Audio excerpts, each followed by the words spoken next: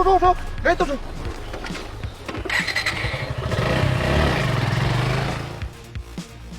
আরে জলদি গিয়ে ধরো আমার সোনার চেন।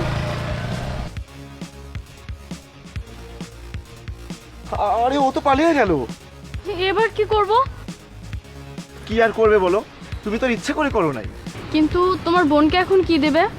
আসলে ওই চেন আমার বোনের ভাগ্যে নেই, আর তুমি তো চেনটা চেয়েছিলে, আমি তোমাকে দিতে চাইনি, ওই জন্য উপরওয়ালা এই চেনটা চুরি করিয়ে দিয়েছে। আচ্ছা বাদ দাও, যাও হওয়ার হয়েছে, বাড়িতে গিয়ে দেখি কি করা যায়। বাইকে ওঠো। ঠিক আছে চলো।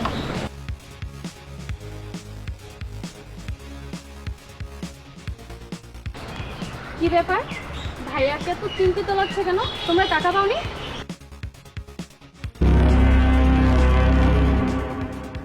কিছু বলছো না কেন তোমরা? কি বলবো, তুমি ভাইয়াকে যে চেনটা দিয়েছো সেটা নকল। কি নকল?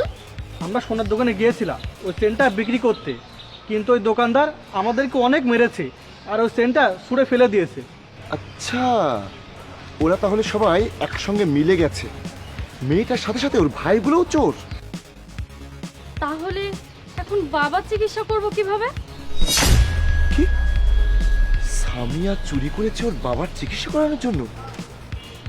তার মানে সামিয়া খারাপ না, কিন্তু কাজটা তো করলো খারাপ। আমার বোনকে তো পরেও চেন দেওয়া যাবে, কিন্তু ওর বাবার চিকিৎসা করাটা জরুরি। যাই, আসল চেনটা সামিয়াকে দিয়েই দিই। কিন্তু আমি তো ব্যাপারটা বুঝতে পারছি না, জাহিদ তার বোনকে নকল চেন কেন দিবে? আমিও তো বুঝতে পারছি না, আমি আমার বোনকে কোনো নকল চেন দেবো না। জাহিদ তুমি এখানে? সামিয়া, নকল চেন তো আমি তোমাকে দিয়েছিলাম, কারণ তুমি তোমার ভাইয়ের সাথে যে কথাগুলো বলছিলে আমি তোমাদের সব কথা শুনে ফেলেছিলাম। এই দেখো সামিয়া, আমার বোনের জন্য কত সুন্দর একটা চেন বানিয়েছি, এর দাম পুরো 1,00,000 টাকা। 1,00,000? শোনো না, আমার না অনেক দিনের ইচ্ছা এমন একটা চেন পরার, আমাকে একটা কিনে দাও না।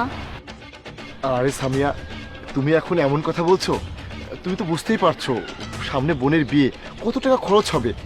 আচ্ছা শোনো, তুমি 6 মাস অপেক্ষা করো, আমি টাকা জমিয়ে তোমাকেও ঠিক এরকম একটা চেন কিনে দিব। তুমি একটা কাজ করো না, বিয়ের আগের দিন পর্যন্ত তুমি এই চেনটা পরে থাকো, বিয়ের দিন তুমি ওকে দিয়ে দিও। এই সোনার দোকান থেকে আমাকে কল করেছে, আমি আসছি, এটা দাও।